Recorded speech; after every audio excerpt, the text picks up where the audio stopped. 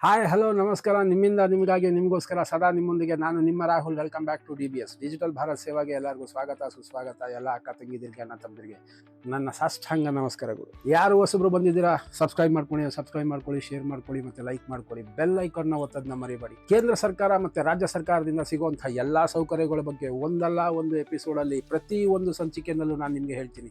ಇದೇ ತರ ಪ್ರತಿ ಒಂದು ಸಂಚಿಕೆನಲ್ಲಿ ಹೊಸ ನಿಮ್ಮ ಹತ್ರ ತರ್ತಾ ಇರ್ತೀನಿ. ಸಬ್ಸ್ಕ್ರೈಬ್ ಮಾಡೋದನ್ನ ಮರಿಬೇಡಿ. ಬನ್ನಿ ಈ ಸಂಚಿಕೆನಲ್ಲಿ ಏನಿದೆ ಶುರು ಮಾಡೋಣ.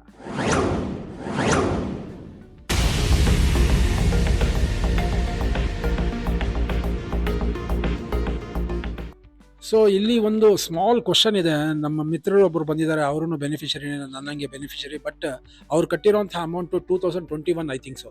Your good name sir? Prasanna ಅನ್ನೋರು. ಇವ್ರು ನನ್ನಂಗೆನೆ 2021ರಲ್ಲಿ ಕಟ್ಟಿರುವಂಥದ್ದು. ಅವಾಗ ನಾನು 1 ಲಕ್ಷನೇ ಕಟ್ಟಿದ್ದು. ಕೆಲವು ಕ್ಲಾರಿಫಿಕೇಶನ್ಸ್ ಇದೆ. ಸೊ ಇವ್ರ ಹತ್ರನೇ ತಿಳ್ಕೊಳ್ಳೋಣ. ಏನು ಎತ್ತ, ಹೆಚ್ಚುವರಿ ಅಮೌಂಟ್ ಅಂದರೆ ಏನು, ಅದನ್ನು ಯಾವ ಥರ ಹಿಂದಿರುಗಿಸ್ತಾರೆ, ಅದೇನು ಎತ್ತ, ಅದಾದಮೇಲೆ ಅಲ್ಲಿ ಕಡಿತ ಆಗಿದೆ, 1 ಲಕ್ಷ ಕಡಿತ ಮಾಡಿದ್ದಾರೆ, ಅದನ್ನು ಯಾವ ಥರ ನಾವು ಫಲಾನುಭವಿಗಳೇ ಅದಕ್ಕೆ ಆಗ್ಬೋದು, ಅದಕ್ಕೆ ಆ ಬೆನಿಫಿಷರಿ ಆಗ್ಬೋದು ಅನ್ನೋದಕ್ಕೆ ಇವರೇ ಕರೆಕ್ಟಾಗಿ ಅದನ್ನು ಡೀಟೇಲ್ ಆಗಿ ಹೇಳ್ತಾರೆ. ಏನು ಎತ್ತ ಅಂತ ಕೇಳೋಣ. ಏನು ಸರ್ ಹೆಸರು ಮಾಡ್ತೀವಿ? ಸರ್ ಹೆಸರು ಪ್ರಸನ್ನ ಅಂತ ಹೇಳಿ. ಅದು ನಾವು ಅವಂದ್ರೆ ಫಸ್ಟ್ ಮೊದಲನೇ ಬೆನಿಫಿಷಿಯರ್ ನಾವು ಸ್ಟಾರ್ಟಿಂಗ್ 2021 ಅಲ್ಲಿ. ಅವಾಗ ತಗೊಂಡಾಗ ಏನಂತಂದ್ರೆ, ಈಗ ಮುಖ್ಯಮಂತ್ರಿಗಳು ಇದು ಅಂದ್ರೆ ನಾವೆಲ್ಲ ಹೋರಾಟ ಮಾಡಿ 1 ಲಕ್ಷ ಕಡಿಮೆ ಮಾಡಿಸ್ತೀವಿ. ಕಡಿಮೆ ಆಗಿರೋ ಅಮೌಂಟ್ ಅಲ್ಲಿ ಅದು ಏನಾಗಿತ್ತು ಅಂದ್ರೆ, ಫಸ್ಟ್ ಅಂದ್ರೆ ಕೆಲವ್ರ ಹೆಸರು ಬಿಟ್ಟೋಗ್ಬಿಟ್ಟಿದೆ. ಆ ಅಮೌಂಟ್ ಅಲ್ಲಿ 1 ಲಕ್ಷ ನಿಮಗ್ ಬರೋದಿಲ್ಲ ಅಂತ ಹೇಳಿ 1 ಲಕ್ಷ ಎಕ್ಸೈಸ್ ಅಮೌಂಟ್ ಕಟ್ಸ್ಕೊಂಡಿದ್ರು. ಬಟ್ ಆ ಮತ್ತೆ ಅದನ್ನೆಲ್ಲ ಫಿಲ್ಟರ್ ಮಾಡಿ ಇಲ್ಲ ಇವ್ರಿಗೂ ಬರ್ಬೇಕಂತ ಹೇಳ್ಬಿಟ್ಟು ನನಗೆ ಪ್ರಸನ್ನ, ಸಾರಿ 3 ಸತಿ ಹೆಸರು ಕೇಳಿದೆ. ಪ್ರಸನ್ನ ಅವರೇ, ನಾನು ಏನು ಹೇಳ್ತಾ ಇದ್ದೀನಿ ಅಂದರೆ, ಈಗ ಸಪೋಸ್ ನಾನೊಬ್ಬ ಬೆನಿಫಿಷರಿ. ಓಕೆ, ಈಗ ನಿಮ್ಮದು ಬಿಟ್ಬಿಡೋಣ.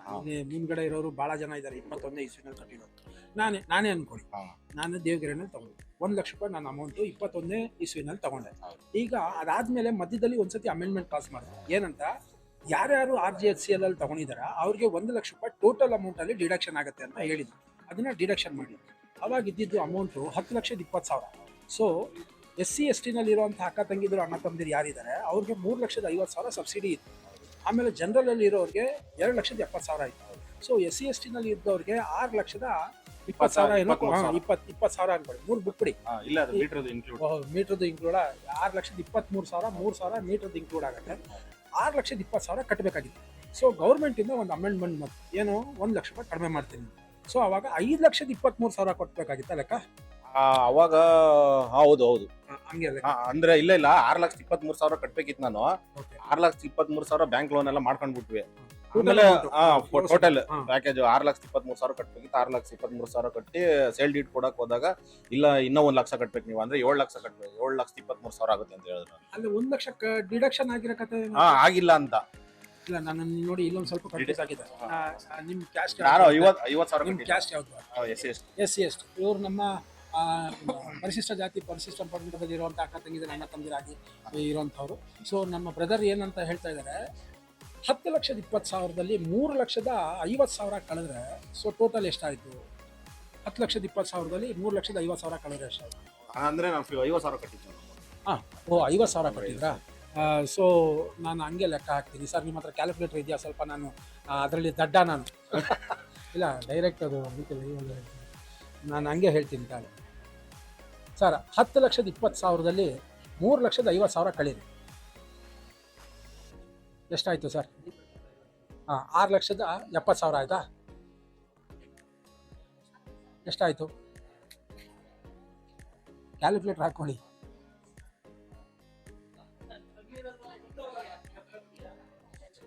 ಆಯ್ತಾ? 6,70,000 ಆಯ್ತು. ನಮ್ಮ ಪ್ರಸನ್ನ ಅವರು 6,70,000 ಕಟ್ಟಬೇಕಾಗಿತ್ತು, ಸರಿನಾ? ಸಬ್ಸಿಡಿ ಹೋಗಿದ್ರು, ಅದನ್ನೇ ಹೇಳ್ತೀನಿ. 6,70,000ದಲ್ಲಿ ನಮ್ಮ ಪ್ರಸನ್ನ ಅವರು 50,000 ಕಟ್ಟಿದ್ರು. ಸೊ ಉಳಿದಿದೆಷ್ಟು? 6,20,000 ಕಟ್ಟಬೇಕು. 6,20,000ರಲ್ಲಿ ಅಮೆಂಡ್ಮೆಂಟ್ ಬಂದ ಮೇಲೆ ಅದಿರುವಂಥ ಪ್ರಕಾರದಲ್ಲಿ 1 ಲಕ್ಷ ಕಡಿತ ಆದರೆ ಅವ್ರು ಕಟ್ಟಬೇಕಾಗಿರುವಂತಹ ಅಮೌಂಟು 5,20,000, ಸರಿನಾ? ಹೌದೌದು, ಸರಿ. ಅದಾದ್ಮೇಲೆ ಇವರು ರಿಜಿಸ್ಟ್ರೇಷನ್ ಎಲ್ಲ ಆಗೋಯ್ತು, ಲೋನ್ ಮಾಡಿಸ್ಕೊಂಡ್ಬಿಟ್ರು, ಎಲ್ಲ ಆಗೋಯ್ತು. ಎಷ್ಟಕ್ಕೆ ಮಾಡಿಸಿದ್ರು? 6,20,000. ಡಿಮ್ಯಾಂಡ್ ಕೂಡ 6,20,000ಕ್ಕೆ ಬಂತು. ಬಟ್ ಅಲ್ಲಿ 1 ಲಕ್ಷ ಡಿಡಕ್ಟ್ ಆಗಿರ್ಲಿಲ್ಲ. ಇದೊಂದು ಗ್ಯಾಪ್ನ ಇರ್ಲಿ ಅಲ್ವಾ? ಹೇಳಿ ಸರಿನಾ? ಸೊ 623 ಕಟ್ಬೇಕಂತ ಡಿಮ್ಯಾಂಡ್ ಬಂದಿತ್ತು ನನಗೆ. ಓಕೆ, ಡಿಮ್ಯಾಂಡ್ ಲೆಟರ್ ಬಂದಿತ್ತು. ಲೋನ್ ಆಯ್ತು, ಎಲ್ಲ ಆಯ್ತು. ಓಕೆ, ರಿಜಿಸ್ಟರ್ಗೆ ಹೋದಾಗ ಇಲ್ಲ ಇನ್ನೂ 1 ಲಕ್ಷ ಕಟ್ಬೇಕು ನೀವು ಅಂತ ಬಂತು. ಯಾಕೆ, ಏನಂತ ಕಾರಣ ಹೇಳಿದ್ರು? ಕಾರಣ ಏನಂತ ಅಂದ್ರೆ ಅದ್ರಲ್ಲಿ ನೀವು ಆ ಲಿಸ್ಟ್ ಅಲ್ಲಿ ಇಲ್ಲ ಅಂತ. ಆ ಲಿಸ್ಟ್ಗೆ ಆಮೇಲೆ ನೀವು ಲಿಸ್ಟ್ ಅಲ್ಲಿ ಇದ್ರೆ ಅಂದ್ರೆ ಇದು ಮಿಸ್ಕಮ್ಯುನಿಕೇಶನ್ ಇಂದ ಓಕೆ ಓಕೆ, ಅವ್ರಿಗೂ ಸರಿಯಾಗಿ ಮಾಹಿತಿ ಇಲ್ಲ. ಇವ್ರಿಗೂ ಅಂದ್ರೆ ಫಸ್ಟ್ ಟೈಮ್ ಅಲ್ವಾ ಅವಾಗ ರಿಜಿಸ್ಟರ್ ನಡೀತಾ ಇದ್ದಿದೆ ನಮ್ಗೆ ಮೊದ್ಲು ಅವಾಗ. ಹೌದು, ನಾವು ಅವಾಗೇನೆ ಮಾಡಿಸಿದ್ವಿ 2021 ಮಾಡಿಸಿದ್ವಿ. ಅವಾಗ ಏನಂದ್ರೆ ಅವ್ರಿಗೆ ಸ್ವಲ್ಪ ಅವ್ರಿಗೂ ಕನ್ಫ್ಯೂಸ್, ಇವ್ರಿಗೂ ಕನ್ಫ್ಯೂಸ್, ಅಂದ್ರೆ ರೇಟ್ ಡಿಫ್ರೆನ್ಸ್ ಅಲ್ಲಿ. ಹೌದು. ಆಮೇಲೆ ಮತ್ತೆ ಒಂದು ರಿಜಿಸ್ಟರ್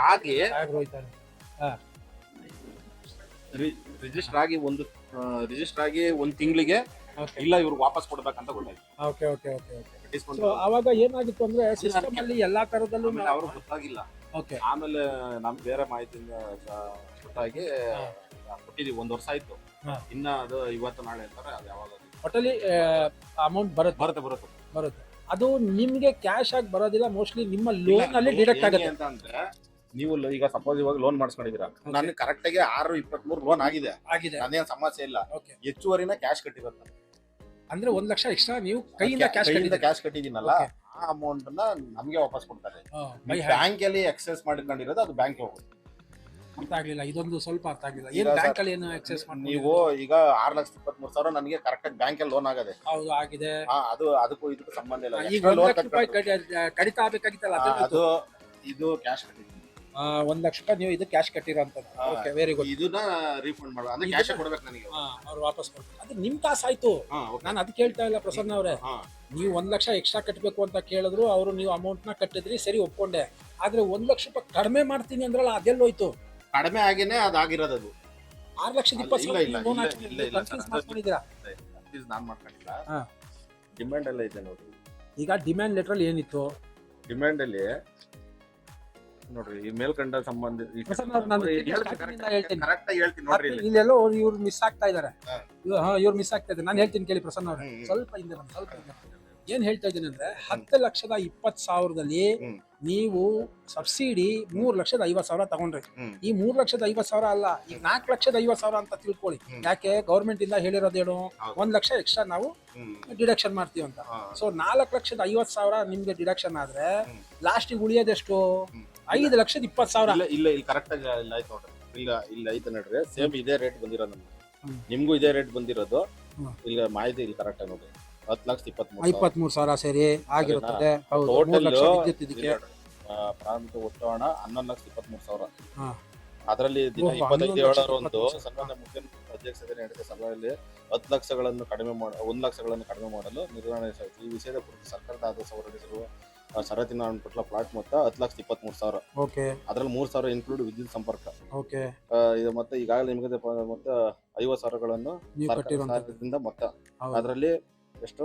3,50,000 ನಿಮ್ಗೆ ಸಬ್ಸಿಡಿ ಸಿಗುತ್ತದೆ. ಉಳಿಕೆ ಮೊತ್ತ 6,23,000ಗಳನ್ನು ತಮ್ಮ ಗೃಹ ಸಾಲದ ಬ್ಯಾಂಕ್ ಕರೆಕ್ಟ್ ಕೊಟ್ಟಿದಾರಲ್ಲ. ಓಕೆ ಓಕೆ, ಸರ್ ಇದು ನೀವು ಕನ್ಫ್ಯೂಸ್ ಮಾಡ್ಕೊಂಡಿದ್ದೀರಿ.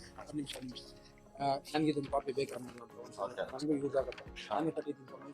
ಅಲ್ಲ ಗೊತ್ತಾಯ್ತು, ನೀವು ಕನ್ಫ್ಯೂಸ್ ಮಾಡ್ಕೊಂಡಿದ್ದೀರಿ. ಅದು ಆಕ್ಚುಲಿ ಕರೆಕ್ಟ್. ಭಾಳ ಖುಷಿ ಆಯ್ತು ಪ್ರಸನ್ನ ಅವ್ರ ಹತ್ರ ಮಾತಾಡಿ, ಭಾಳ ಯೂಸ್ ಆಯ್ತು. ಬಿಕಾಸ್ 1 lakh rupeesಗೋಸ್ಕರ ಇವಾಗ ಅವ್ರಿಗೆ ರಿಟರ್ನ್ ಆಗುತ್ತೆ, ಬಟ್ ಯಾವಾಗ ರಿಟರ್ನ್ ಆಗುತ್ತೆ ಅಂತ ಈಗ ಕಷ್ಟಪಡಿಸಿಲ್ಲ. ಅದು ನಿಮ್ಗೆ ಹ್ಯಾಂಡ್ ಕ್ಯಾಶ್ ಬರುತ್ತೆ ಅನ್ನೋದಕ್ಕಿಂತ ಇವ್ರಿಗೆ ಬ್ಯಾಂಕ್ ಬರುತ್ತೆ. ನಿಮ್ಗೆ ಚೆಕ್ ಕೊಡ್ತಾರೆ ಮಾಮೂಲಿ, ಆ ಚೆಕ್ ನ ತಿರ್ಗಾ ನೀವು ಹೋಗ್ಬಿಟ್ಟು ಕ್ರೆಡಿಟ್ ಮಾಡ್ಕೊಬೇಕು. ಇಲ್ಲ ಅಂತ ನೇರವಾಗಿ ಇದು NEFT ಮಾಡ್ತೀನಿ ಅಂತ ಹೇಳೋದು. NEFT ಮಾಡ್ತೀನಿ ಅಂತ ಅಂದ್ರೆ ನಿಮ್ಮ ಬ್ಯಾಂಕ್ ಫಸ್ಟ್ ಏನ್ ಕೊಟ್ಟಿದ್ರು ಆ ಬ್ಯಾಂಕ್ ಅಂದ್ರೆ ಡೈರೆಕ್ಟ್ ಆಗಿ ಅವರು ನಾವೆಲ್ಲ ಪೂರ್ತಿ ಈಗ ಕೊಟ್ಟಿರೋ ಕಾಪಿ ಇದು ಅವ್ರಿಗೆ ಸಬ್ಮಿಟ್ ಮಾಡಿರೋದು. ನಾವ್ ಏನೇನು 1 ಲಕ್ಷ ಕಟ್ಟಿರೋದಕ್ಕೆ ಅದೆಲ್ಲ ಪೂರ್ವ ದಾಖಲೆಗಳಿಲ್ಲ ಐತೆ. ಈ ದಾಖಲೆಗಳನ್ನ ನಾನು ಒಂದು ಪ್ರತಿ ತಗೊಂತೀನಿ. ಅದು ಬಹಳ ಜನಕ್ಕೆ ಯೂಸ್ ಆಗುತ್ತೆ, ನನಗೂ ಯೂಸ್ ಆಗುತ್ತೆ. ಬಿಕಾಸ್ ನಾನು 1 ಲಕ್ಷ ರೂಪಾಯಿ ಕಟ್ಟಿರೋದು. ನಮ್ಮ ಬ್ರದರ್ ಆಗಿರೋರು ಅವಾಗ 50 ಕಟ್ಟಿದ್ರು, ನಾನು ಆದ್ರೆ 1 ಲಕ್ಷ ಕಟ್ಟಿದ್ದೀನಿ. ಅದು ನಾನು ಜನರಲ್ ಏನು ಅಂತ ಅಂದ್ರೆ ಪ್ರತಿಯೊಬ್ಬರಿಗೂ ಯೂಸ್ ಆಗ್ಲಿ ಅನ್ನೋದು ಮೇನ್ ಬೇಕಾಗಿರೋಂಥದ್ದು. ಯಾಕಂದ್ರೆ ಅದು ಅಮೆಂಡ್ಮೆಂಟ್ ಬಂದ ನಂತರ ಅದನ್ನ ಯಾವ ತರ ಪ್ರಾಸೆಸ್ ಮಾಡಬೇಕು ಅನ್ನೋದು ಪ್ರಸನ್ನ ಅವ್ರು ಇವಾಗ ಹೇಳ್ಕೊಟ್ಟಿರೋಂಥದ್ದು ಅಲ್ವಾ? ಆಮೇಲೆ ಲೆಟರ್ ಕೊಡಬೇಕು ಅವ್ರಿಗೆ.